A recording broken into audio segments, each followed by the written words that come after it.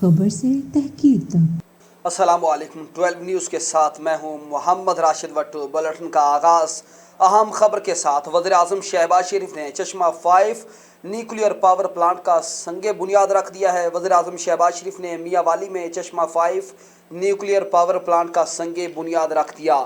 چشمہ 5 nuclear power plant کا سنگ بنیاد رکھنے کی تقریب سے خطاب کرتے ہوئے وزیر اعظم شہباز شریف نے کہا کہ چشمہ 5 جوہری توانائی منصوبہ بذات خود بہت بڑا سنگ میل، کامیابی کی زبردست کہانی اور دو عظیم دوستوں کے درمیان تعاون کی شاندار علامت ہے۔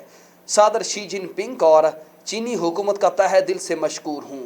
شہباز شریف کا کہنا تھا کہ چشمہ 5 نیوکلیئر منصوبہ دونوں ممالک کے باہمی تعاون کا عکاس ہے۔ دونوں ممالک کے درمیان دیرینہ دوستانہ تعلقات ہیں۔ افواہیں پھیلائی جا رہی تھیں کہ پاکستان ڈیفالٹ کر جائے گا۔ ایسے منصوبوں کا افتتاح افواہیں پھیلانے والوں کو مؤثر جواب ہے۔ پاکستان کے ساتھ ہمیشہ کام کرنے کے لیے تیار ہیں۔ ڈائریکٹر IMF کمیونیکیشن جالی کوزیک نے کہا کہ پاکستان کو مختلف چیلنجز کا سامنا ہے، اصلاحات کی ضرورت ہوگی۔ IMF ہمیشہ پاکستان کے ساتھ کام کرنے کے لیے تیار ہے۔ جالی کوزیک کا کہنا تھا کہ 12 جولائی کو ایگزیکٹو بورڈ نے پاکستان کے لیے $3 بلین کی منظوری دی۔ پاکستان کو فوری $1 ارب 20 کروڑ جاری کر دیے گئے۔ ڈائریکٹر IMF کمیونیکیشن نے کہا کہ نیا پروگرام معیشت کو مستحکم کرنے کے لیے حکام کی فوری کوششوں کو سہارا دے گا۔ IMF پروگرام پاکستان کے لوگوں کی مدد اور حمایت کے لیے اہم ہوگا۔ جالی کوزیک کا کہنا تھا کہ پاکستان کو مختلف چیلنجز کا سامنا ہے، اصلاحات کی ضرورت ہوگی، مستحکم پالیسی پر عمل درآمد اہم ہے، سرمایہ کاروں کے لیے سازگار ماحول پیدا کرنا ہوگا۔ وزیر اعظم شہباز شریف کہتے ہیں کہ ہنرمند افراد کو بیرون ملک بھیجنے سے تجارتی خسارہ مزید کم ہو سکتا ہے۔ شہباز شریف نے کہا کہ ہماری حکومت ختم ہونے میں 1 ماہ رہ گیا، تجارتی خسارے کی وجہ سے مسائل کا سامنا ہے۔ اگر ہنرمند لوگوں کو بیرون ملک بھیجیں گے تو پاکستان کا تجارتی خسارہ کم ہو جائے گا۔ شہباز شریف نے اسلام آباد میں نیشنل یونیورسٹی آف ٹیکنالوجی کے مرکزی کیمپس کا سنگ بنیاد رکھ دیا اور نوجوانوں میں سرٹیفکیٹ بھی تقسیم کیے۔ اس موقع پر تقریب سے خطاب کرتے ہوئے وزیر اعظم شہباز شریف کا کہنا تھا کہ شعبہ تعلیم میں اصلاحات کے لیے کوششیں ہماری جاری ہیں۔ نوجوانوں کو ہنرمند بنانا موجودہ وقت کی کامیابی کی کنجی ہے۔ اسکل ڈیولپمنٹ ہماری ترجیحی ہونی چاہیے۔ تعلیم کسی خاص طبقے کا نہیں، سب کا بنیادی حق ہے۔ گزشتہ اتوار میں 4,50,000 طلباء کو میرٹ پر وظائف دیے گئے۔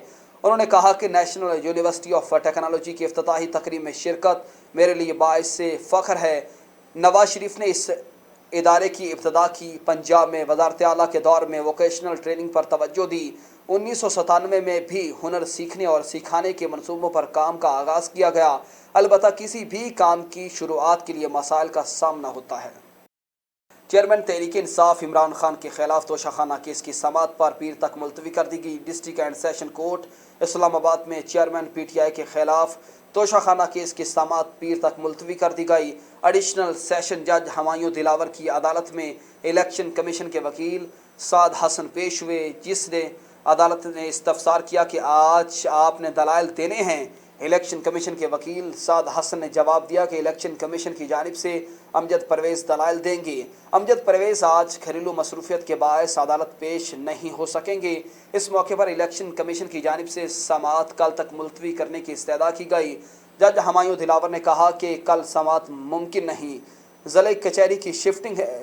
کل صبح F8 کچہری میں کوئی کیس نہیں ہو سکے گا، یا ایسا ممکن ہو سکتا ہے کہ کل کچہری کی نئی عمارت میں سماعت کر لیتے ہیں۔ الیکشن کمیشن کے وکیل سعد حسن نے جواب دیا کہ میں امجد پرویز سے بات کر کے 5 منٹ میں عدالت کو آگاہ کرتا ہوں۔ اس پر عدالت نے توشہ خانہ کیس کی سماعت میں وقفہ کر دیا۔ سپریم کورٹ میں سابق صدر پرویز مشرف کی درخواست وفات کے بعد سماعت کے لیے مقرر کر دی۔ سابق صدر پرویز مشرف کی کاغذات نامزدگی مسترد کرنے کے خلاف درخواست ان کی وفات کے بعد سپریم کورٹ آف پاکستان میں سماعت کے لیے مقرر کر لی گئی۔ چیف جسٹس آف پاکستان کی سربراہی میں 3 رکنی بینچ 20 جولائی کو سابق صدر پرویز مشرف کی اپیل پر سماعت کرے گا۔ واضح رہے کہ سابق صدر جنرل ریٹائرڈ پرویز مشرف نے 2013 کے انتخابات میں کاغذات نامزدگی مسترد کرنے کا فیصلہ چیلنج کیا تھا۔ ان کی سپریم کورٹ میں دائر اپیل پر آخری سماعت 5 سال قبل کی گئی تھی۔ دوسری جانب پتوں کی سے اپڈیٹ کریں، جہاں پر تھانہ سٹی پولیس کی بڑی کارروائی، ڈکیت گینگ کے 3 ارکان گرفتار کر لیے گئے۔ پتوں کی میں ایس ایچ او محمد فاران کی سربراہی میں تھانہ سٹی پتوں کی پولیس نے کامیاب کارروائی میں اسٹریٹ کرائم اور رہزنی کی وارداتوں میں ملوث گلزار عرف ملنگی ڈکیت گینگ کے 3 ارکان گرفتار کیے۔ ملزمان کے قبضے سے 2 موٹر سائیکلیں، نقدی 3 لاکھ روپے اور اسلحہ برآمد کر کے ملزمان نے دوران تفتیش پتوں کی شہر اور لنک روڈ پر 6 سے زائد وارداتوں کا انکشاف کیا ہے۔ پولیس تھانہ سٹی کے مطابق ملزمان سے مزید تفتیش کی جا رہی ہے۔ ڈی پی او طارق عزیز سندھو نے اچھی کارکردگی پر تھانہ سٹی پولیس کو شاباش دی۔ سرائے مغل میں پرانی دشمنی پر فائرنگ، ایک ہی خاندان کے 8 افراد زخمی ہو گئے۔ سرائے مغل پرانی دشمنی پر گھر میں فائرنگ کے باعث ایک ہی خاندان کے 8 افراد لقمہ اجل بن گئے۔ زخمیوں میں بچے، خواتین بھی شامل اور 2 افراد نے گھر میں گھس کر فائرنگ کی، جس کے باعث بچے، خواتین کو زخمی کیا گیا۔ تھانہ سرائے مغل پولیس نے مقدمے کے اندراج کے بعد تفتیش کا آغاز کر دیا۔ دوسری جانب تھانہ پولیس صدر رینالہ خورد ضلع اوقاڑہ کی بڑی کارروائی، ڈکیت گینگ کے 2 ارکان گرفتار کیے گئے۔ رینالہ خورد تھانہ صدر ایس ایچ او رانا محمد امین اور ان کی ٹیم نے اسٹریٹ کرائم اور رہزنی کی وارداتوں میں ملوث 2 ملزمان کو گرفتار کیا، جو مختلف وارداتوں میں مطلوب تھے، جن میں سے ایک فرار ہونے میں کامیاب ہو گیا۔ ملزمان سے اسلحہ برآمد کر کے مزید تفتیش شروع کر دی۔ ملزمان نے کئی وارداتوں کا انکشاف کیا اور مزید برآمدگی بھی متوقع ہے۔ سیاسی صورتحال پر بات کریں تو نون لیگ اور پیپلز پارٹی میں انتخابی اصلاحات سے متعلق اور نگران سیٹ اپ پر معاملات طے پا گئے۔ مسلم لیگ نون اور پیپلز پارٹی میں انتخابی اصلاحات اور نگران سیٹ اپ کے حوالے سے اہم معاملات طے پا گئے۔ ذرائع کے مطابق لیگی قائد نواز شریف اور پیپلز پارٹی کے شریک چیئرمین سابق صدر آصف علی زرداری کی دبئی میں ہونے والی ملاقات میں انتخاب کے فوری انعقاد پر بات کی گئی۔ دونوں بڑی جماعت کے سربراہان کی ملاقات چارٹر آف ڈیموکریسی کا تسلسل تھی۔ ملاقات میں انتخابی اصلاحات اور نگران سیٹ اپ کے حوالے سے اہم معاملات طے پا گئے۔ ذرائع کا دعویٰ ہے کہ وفاق سندھ بلوچستان میں نگران سیٹ اپ کا فارمولہ بھی طے کر لیا گیا ہے۔ وفاق میں نگران سیٹ اپ میں نون لیگ کے تجویز کردہ افراد کی تعداد زیادہ ہوگی، جبکہ پیپلز پارٹی اور دیگر جماعتوں کی نمائندگی تناسب کے حساب سے ہوگی۔ نگران سیٹ اپ میں معاشی، سیاسی افراد اور ریٹائرڈ ججز رکھنے پر بھی غور کیا گیا۔ مسلم لیگ نون کا پنجاب میں انتخابی مہم کا باقاعدہ آغاز کا اعلان۔ مسلم لیگ نون نے باقاعدہ انتخابی مہم کا آغاز کا اعلان کر دیا۔ مسلم لیگ نون سیکریٹریٹ میں پریس کانفرنس کرتے ہوئے وفاقی وزیر داخلہ رانا ثناء اللہ نے کہا کہ آج سے مسلم لیگ نون پنجاب بھر میں انتخابی مہم کا آغاز کر رہی ہے۔ انتخابی عمل کو بھرپور طریقے سے آگے لے کر چلیں گے۔ ہر حلقے میں نون لیگ کا امیدوار موجود ہوگا۔ صوبائی ٹوٹل 297 اور قومی اسمبلی کی 146 تمام حلقوں میں نون لیگی امیدوار میدان میں اتریں گے۔ لیگی رہنما نے کہا کہ اس وقت پارٹی یو سی لیول تک بالکل منظم ہے، سیٹ ایڈجسٹمنٹ بڑی ہی محدود ہوگی، ہم مخلص کارکنان پر کوئی سمجھوتا نہیں کریں گے، شیر کا نشان ہر حلقے میں موجود ہوگا۔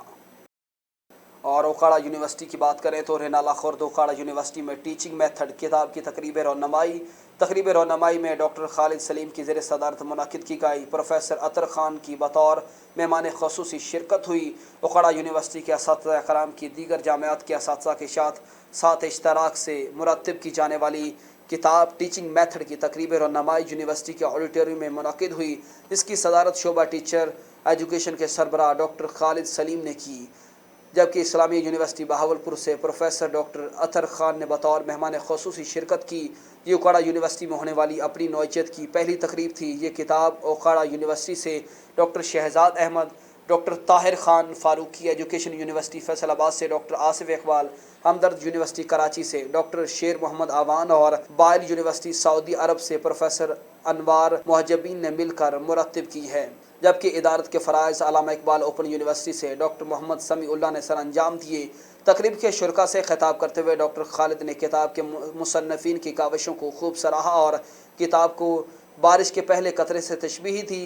ان کا مزید کہنا تھا کہ اس کتاب میں محض لفاظی کی بجائے حقائق پہ زیادہ زور دیا گیا ہے۔ پروفیسر عطر نے کہا کہ ہم جو لفظ بولتے یا لکھتے ہیں وہ ہماری ذمہ داری بن جاتا ہے اور اس ذمہ داری کو نبھانا بہت مشکل اور قابل ستائش فعل ہے۔ انہوں نے بتایا ہے کہ یہ کتاب ابھی تک دنیا کی 100 لائبریریوں کی زینت بن چکی ہے۔ ڈاکٹر شہزاد کا کہنا تھا کہ تدریس کے درست اور جدید طریقہ کار کو جاننا اور سیکھنا ہر شعبے کے طلباء کے لیے ضروری ہے اور شعبہ وارانہ اساتذہ کو بھی اس کی ضرورت پڑتی ہے۔ ڈاکٹر فاروقی نے بتایا ہے کہ یہ کتاب ان تمام پہلوؤں کا احاطہ کرتی نظر آتی ہے جس میں عموماً اساتذہ کو مشکلات کا سامنا ہے۔ ڈاکٹر سمیع اللہ کا کہنا تھا کہ درس و تدریس سے منسلک ہر شخص کو یہ کتاب لازمی پڑھنی چاہیے۔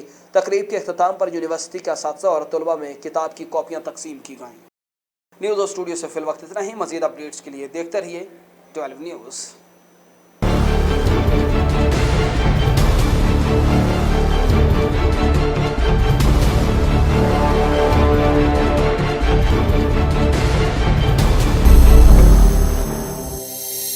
نیوز، خبر سے تحقیق تک۔